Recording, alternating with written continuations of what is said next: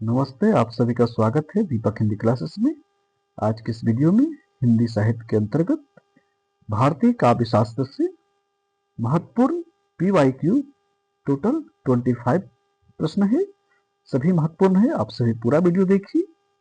तो आइए सीधे प्रश्नों पर चलते हैं। इसके पहले आप सभी हमारे YouTube चैनल दीपक हिंदी क्लासेस को सब्सक्राइब कर लीजिए, लाइक कर लीजिए। तो प्रथम प्रश्न है, इस प्रकार से है, रस सूत्र की प्रथम व्याख्याता आचार्य कौन है? रस सूत्र के प्रथम व्याख्याता आचार्य कौन है? विकल्प के रूप में है भट्टनायक, शंकुक, भट्टडोलक या अभिनवगुप्त। सही उत्तर होगा विकल्प नंबर सी, भट्टलोलक।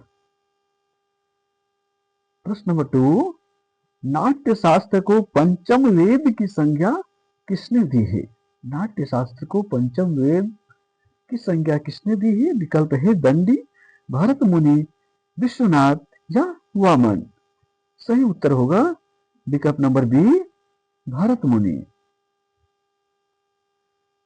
प्रश्न नंबर 3, आचार्य कुंतक द्वारा प्रतिपादित वक्रोक्ति का अर्थ क्या है? वक्रोक्ति का सिद्धांत किसने दिए हैं? कुंतक ने। तो उसका अर्थ क्या है? विकल्प के रूप में ही सहज और सरल कथन, या वैगत, भंगी, भंगीति, या अलंकार रहित कथन, या केवल उपमा अलंकार का प्रयोग। सही उत्तर होगा विकल्प नंबर बी।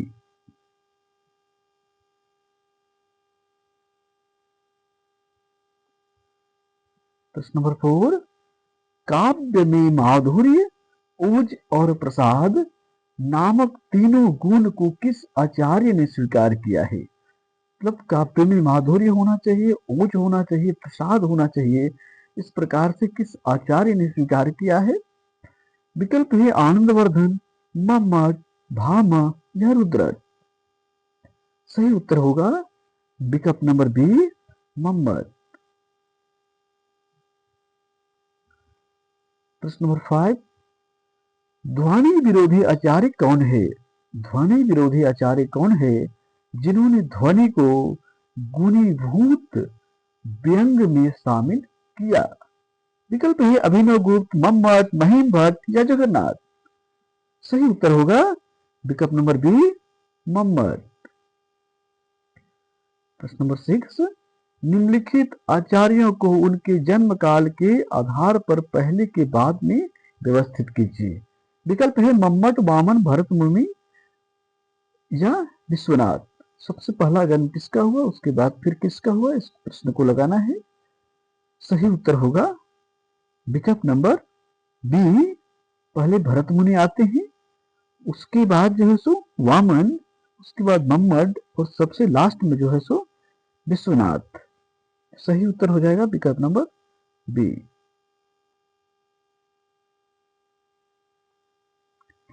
प्रश्न नंबर 7, आचार्य वामन ने रीति के कितने भेद माने हैं? आचार्य वामन ने रीति के कितने भेद माने हैं? विकल्प है 4, 2, 3 या 5। सही उत्तर है विकल्प नंबर सी, 3। कौन कौन? वैदर्भी, गौड़ी और पांचाली। प्रश्न नंबर 8, ऋतिरात्मा काव्यशम यह वाक्य किस आचार्य का है? विकल्प ही भामा, दंडी, वामन या आनंदवर्धन। सही उत्तर है विकल्प नंबर सी, यह जो वाक्य है वो किसका है? वह जो है सो वामन का है। प्रश्न नंबर 9, रस गंगाधर नामक ग्रंथ के रचयिता कौन है? रस गंगाधर नामक ग्रंथ किनका है? विकल्प है अभिनवगुप्त, विश्वनाथ, मम्मट या पंडित जगन्नाथ। सही उत्तर होगा विकल्प नंबर डी, पंडित जगन्नाथ। प्रश्न नंबर 10, काव्य प्रकाश नामक ग्रंथ के रचयिता कौन है? काव्य प्रकाश नामक ग्रंथ के रचयिता कौन है? विकल्प है विश्वनाथ, मम्मट, दंडी या आनंदवर्धन। सही उत्तर होगा विकल्प नंबर बी, काव्य प्रकाश किसका रचना है? यह है मम्मट का। प्रश्न नंबर 11, साधारणीकरण सिद्धांत का संबंध मुख्य रूप से किस भारतीय आचार्य से है? विकल्प है भरत मुनि, भट्ट नायक, शंकुक या अभिनव गुप्त। तो साधारणीकरण सिद्धांत मुख्य रूप से किस भारतीय आचार्य से है? सही उत्तर होगा विकल्प नंबर बी, यह जो है सो भट्ट नायक से संबंधित है। प्रश्न नंबर 12, जिस काव्य में ना तो उत्कट माधुर्य हो, न अत्यधिक ओज और न ही केवल प्रसाद, बल्कि सब कुछ सामान्य हो, वहां कौन सी रीति मानी जाती है? भी प्रश्न है। विकल्प है वैदर्भी, गौड़ी, पांचाली या लाटी। सही उत्तर का आप पहचान कीजिए। सही उत्तर है विकल्प नंबर सी, पांचाली। प्रश्न नंबर 13, रस की निष्पत्ति को अनुमिति की संज्ञा किस आचार्य ने दी है? प्रश्न है रस की निष्पत्ति को अनुमति की संज्ञा किस आचार्य ने दी है? विकल्प है भट्ट लूलट, शंकुक, भट्ट नायक या अभिनव गुप्त। सही उत्तर क्या होगा? सही उत्तर है विकल्प नंबर बी, शंकुक। प्रश्न नंबर 14, काव्य शोभाकरान धर्मान अलंकारान प्रच्छते, यह काव्य लक्षण किस आचार्य का है? विकल्प है भामह, दंडी, वामन, मम्मट। सही उत्तर क्या होगा?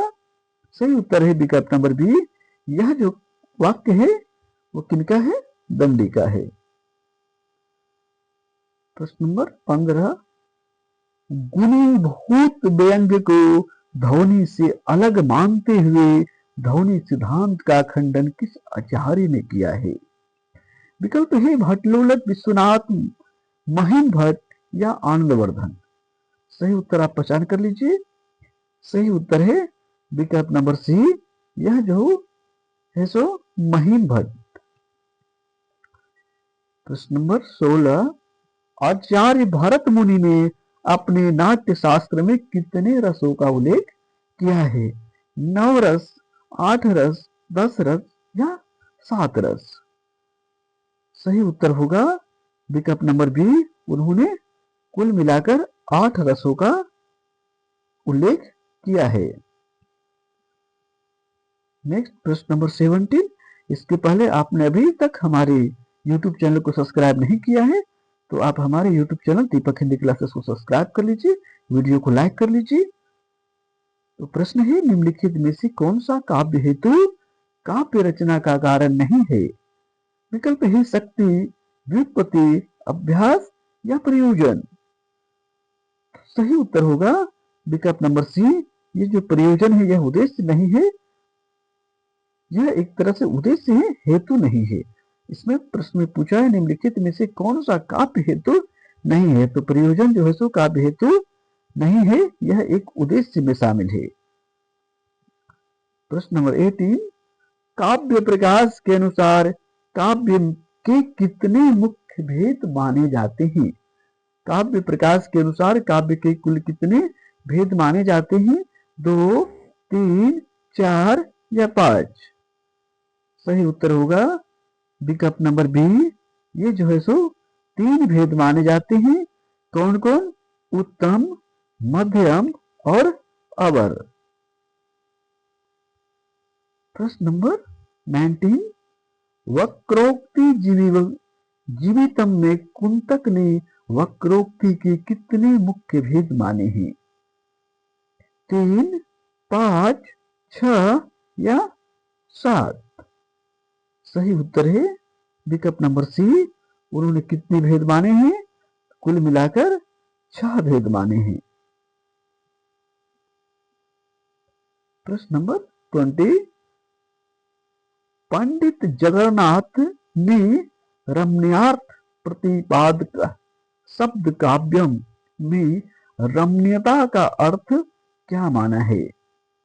विकल्प है रस और ध्वनि से युक्त, या लोकोत्तर आहतजनक ज्ञान का विषय, या अलंकार और वक्रोक्ति से युक्त, या साधारण शब्दों का प्रयोग। तो ये रमणीयता का मतलब क्या होता है? पंडित जगन्नाथ जी के अनुसार सही उत्तर होगा विकल्प नंबर बी। प्रश्न नंबर 21, व्यक्ति विवेक नामक ग्रंथ के रचनाकार कौन है? कौन सा ग्रंथ है? व्यक्ति विवेक नामक ग्रंथ के रचनाकार कौन है? विकल्प में है विश्वनाथ, महिम भट्ट, अभिनव गुप्त या आनंदवर्धन। सही उत्तर होगा विकल्प नंबर बी, महिम भट्ट।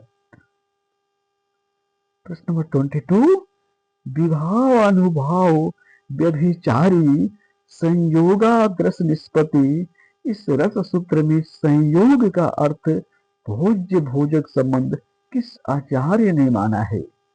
विकल्प के रूप में है शंकुक, भट्टनायक, अभिनव गुप्त या भट्टलोलक। सही उत्तर आप पहचान कर लीजिए। सही उत्तर है विकल्प नंबर बी, भट्टनायक। प्रश्न नंबर 23, साहित्य दर्पण में विश्वनाथ ने रीति को पद संगठना कहकर किसका खंडन किया है? विकल्प है रीति को काव्य की आत्मा मानने वाले वामन का, या ध्वनि को काव्य की आत्मा मानने वाले आनंदवर्धन का, या अलंकार को काव्य की आत्मा मानने वाले भामा का, या रसों को काव्य की आत्मा मानने वाले भरत मुनि का। सही उत्तर है विकल्प नंबर बी, ध्वनि को काव्य की आत्मा मानने वाले आनंदवर्धन का। प्रश्न नंबर 24, निम्नलिखित में से कौन सा आचार्य भरत मुनि के रस सूत्र का व्याख्याता नहीं है?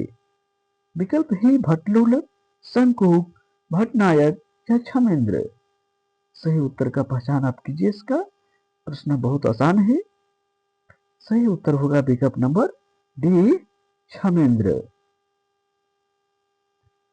प्रश्न नंबर 25 और यह लास्ट प्रश्न है, किस आचार्य ने रीति को मार्ग नाम दिया है?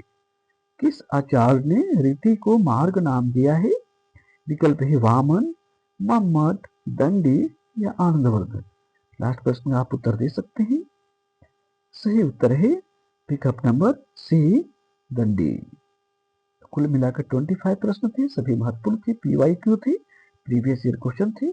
आप सभी ने हमारे चैनल अभी तक सब्सक्राइब नहीं किए हैं तो आप हमारे चैनल को सब्सक्राइब कर लीजिए, जिससे आपको लगातार आपको वीडियो देखने को मिलेगा और आपकी तैयारी और भी आसान होगी। दूसरी तरफ इस जो आप देखते हैं उसको शेयर भी कर दीजिए, जिससे दूसरे विद्यार्थियों को भी लाभ हो, क्योंकि आप देख रहे हैं लेकिन आप जिसका शुभचिंतक है उसके पास निश्चित रूप से फॉरवर्ड कर दिया कीजिए, उन्हें लाभ भी लाभ हो और आप लगातार बने रहिएगा। तो हमारे YouTube चैनल पर पेपर 1 की भी तैयारी चल रही है। पेपर 1 झारखंड जेट, पेट सेट इत्यादि के लिए, UGC नीट के लिए बहुत महत्वपूर्ण है। इसकी तैयारी पेपर 1 की चल रही है, लगातार चल रही है। आप सभी लगातार बने रहिए। बहुत बहुत धन्यवाद।